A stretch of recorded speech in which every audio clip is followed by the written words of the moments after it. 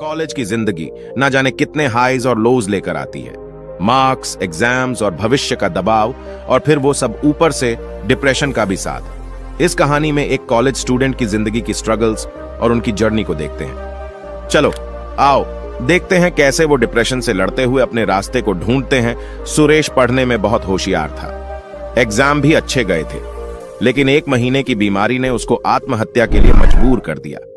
हुआ यूं कि सुरेश होनहार स्टूडेंट था, ठीक ठाक मेहनत करता था और ध्यान से पढ़ता था, जिस कारण उसके अच्छे नंबर आते। इस क्वालिटी को देखते हुए टीचर्स ने समझाया कि तुम MBBS की तैयारी करो। सुरेश को अपने आप पर पूरा भरोसा था। उसने 2 साल मन लगाकर मेहनत की, सब बढ़िया चल रहा था। अचानक साल के अंत में सुरेश को टाइफाइड हो गया और 1.5 महीने तक वह बीमार पड़ा रहा। जब सुरेश ठीक हुआ तो जोर शोर से पढ़ाई में लग गया और किसी तरह कोर्स खत्म करके परीक्षा में शामिल हुआ। रिजल्ट आया तो सुरेश का सिलेक्शन केवल 3 नंबर से रह गया था। शुरू में तो सुरेश संतुष्ट था। टीचर्स ने भी समझाया कि तुम चिंता मत करो, कम तैयारी में तुम अच्छे नंबर लाए हो, अगले साल तुम्हें अच्छे कॉलेज में सीट मिल जाएगी, बस मन लगाकर पढ़ो और मॉक टेस्ट देते जाओ। सुरेश को सब बातें समझ में आ रही थी, चिंता की कोई बात नहीं थी, लेकिन वह खुश नहीं था। उसके जिगरी दोस्त जिनके साथ वह पढ़ता था, वह सब मेडिकल कॉलेज पहुंच गए थे। दोस्तों के व्हाट्सएप स्टेटस पर सफेद कोट वाले फोटो देखकर उसे चिढ़ भी होने लगी थी। जाने अनजाने में सुरेश खुद को दोस्तों से कंपेयर करने लगा, फिर शिकायत करने लगा कि मेरी किस्मत ने साथ नहीं दिया। अब जब कोई छोटी मोटी दिक्कत आती तो सुरेश उसे सुलझाने की बजाय किस्मत को कोसने लगा कि अरे मेरी किस्मत ही खराब है। सुरेश मेहनत तो इस साल भी कर रहा था, घंटों टेबल कुर्सी पर बैठा रहता, लेकिन अब उसका मन पढ़ाई में नहीं लगता।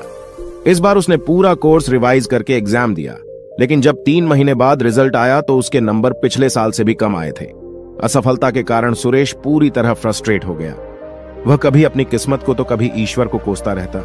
वह बार बार खुद से दोहराता, इतनी मेहनत के बाद भी सिलेक्शन नहीं हुआ, मेरे साथ धोखा हुआ है। वह दिन भर अतीत के बारे में सोचता रहता। अगर कोई टोक दे तो उसे पूरे दिन बुरा लगता और वह बदला लेने की सोचता। उसके बदले व्यवहार के कारण लोगों ने उसे समझाना भी छोड़ दिया था। एक दिन सुरेश पूरी तरह हताश होकर एक पहाड़ की तरफ चल दिया कि ऐसे जीने का क्या मतलब जब मन को चैन नहीं मिल रहा। सुरेश काफी देर तक चोटी के किनारे खड़ा रहा।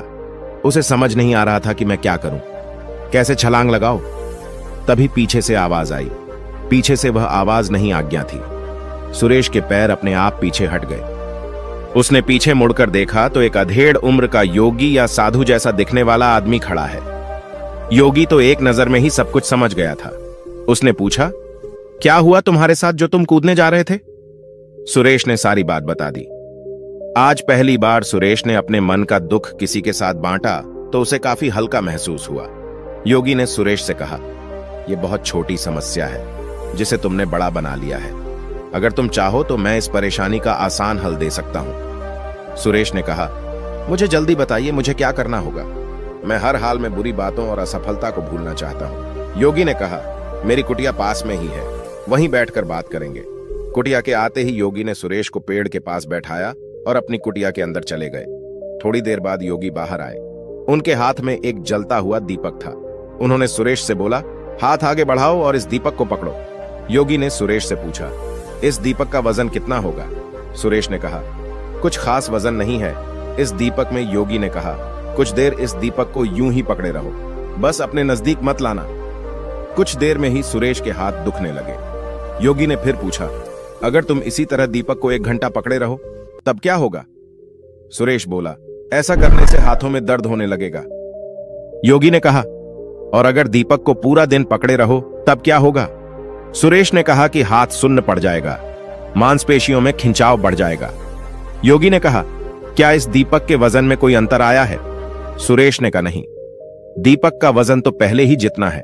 योगी ने कहा, जैसे दीपक हल्का होने के बावजूद हाथ को चोट पहुंचा सकता है, वैसे ही छोटी मोटी बात, चिंता न करने वाली बात अगर दिन भर पकड़े रहोगे तो भी अपने आप को भयंकर कष्ट में डाल लोगे।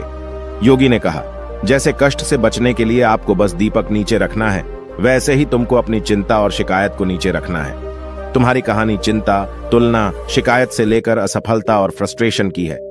यह सब तुम्हारे पहले विचार के साथ शुरू हुआ जब तुमने सोचा कि मैं पीछे रह गया, और यह विचार बार बार मन में चलता रहा।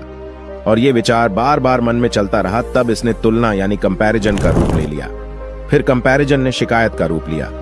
जब शिकायत की आदत पड़ गई तो तुम्हारे मन का चैन ही खत्म हो गया। सुरेश ने कहा, यह तो सब मैं समझ रहा हूं, मेरी आदत बन गई है। मैं दिन भर यही सब सोचता रहता हूं। बताइए मैं क्या करूं? योगी कहते हैं कि सबसे पहले इस बात को समझो कि जीवन में कभी न कभी यह हम सबके साथ होता है। हम प्लान बनाते हैं, मेहनत करते हैं, लेकिन वह पूरे नहीं हो पाते। इसमें न किस्मत की गलती है न हमारी, बस हम नए सिरे से दोबारा कोशिश करते हैं। यह सब तुम्हारे साथ छोटी उम्र में हो गया। तुमने ईमानदारी से मेहनत की लेकिन रिजल्ट नहीं मिला। लेकिन अगर तुम इस घटना से सीख लो, शिकायत और नेगेटिव विचारों को छोड़कर अच्छाई देखो और अपने काम में मन लगाओ, तो फिर जीवन में तुम्हें असफलता कभी नहीं रोक पाएगी। सुरेश अब उत्सुक था। उसे समझ में आने लगा कि उसे एक नई स्किल सीखनी है। यह घटना उसके जीवन का एक बड़ा लेसन बन गई। उसने योगी से पूछा, मुझे यह तो समझ आ गया कि पुरानी बातों को बोझ नहीं बनाना है, पर यह सब मैं करूंगा कैसे?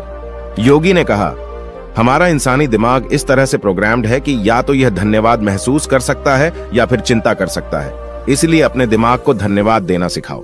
छोटी छोटी चीजों में अच्छाई देखने की आदत डालो। ऐसा करने से कुछ देर तो तुमको चैन मिलने लगेगा, लेकिन कभी कभी धन्यवाद देने से काम नहीं चलेगा। हर रात सोने से पहले तुम्हारा मन हल्का हो जाना चाहिए। आज के दिन की गलती और दुख कल परेशान नहीं करना चाहिए, तभी जीवन में प्रगति होती है। इसलिए सोने से पहले तुम्हारा मन हल्का होना बहुत जरूरी है। ऐसा करने के लिए हर शाम को वह सभी बातों को लिखना शुरू करो जिनके कारण तुम परेशान थे, और उसके लिए भी धन्यवाद लिख दो। फिर 2 लाइनें लिखो कि आज तुमने क्या अच्छा किया, और 2 लाइनें कल तुम क्या बेहतर कर सकते हो। बस ये 3 चीजें लिखो। इससे मन को सुकून मिलेगा। कल कुछ बेहतर करने की इच्छा होगी। ऐसा करो और चैन से सोने चले जाओ। इस नाइट रूटीन को अपने जीवन में प्राथमिकता दूं। ऐसा करने से तुम हमेशा हल्के मुस्कुराते बने रहोगे, हमेशा मन लगाकर काम करोगे, और कोई भी बड़ा हादसा या रुकावट तुम्हें परेशान नहीं कर पाएगी। सुरेश आज बहुत खुश था। उसे लगा कि मैं 2 साल फेल नहीं हुआ, बल्कि मुझे जीवन का अमूल्य लेसन मिला है। उसे लगने लगा, अब जो भी होगा, जो भी मुश्किल आएगी, मुझे आगे बढ़ाएगी और एक बेहतर इंसान बनाएगी। उसने अपने मन में नोट किया कि मुझे हर रात बस 3 बातें लिखनी है। आज के दिन की परेशानी के लिए धन्यवाद देना है। आज क्या अच्छा किया और कल एक के दिन की परेशानी के लिए धन्यवाद देना है। आज क्या अच्छा किया और कल एक चीज क्या अच्छी कर सकता हूं, और इन 3 बातों को अपने जीवन में अमल करना है। दोस्तों, अगर आपको यह वीडियो पसंद आया तो देखिए हमारी यह वीडियो जो आपको हर काम में ध्यान कैसे ढूंढना है यह सिखा देगी, और हमसे जुड़ने के लिए सब्सक्राइब करिए। तब तक के लिए आपका दिल से आभार चाहता हूं।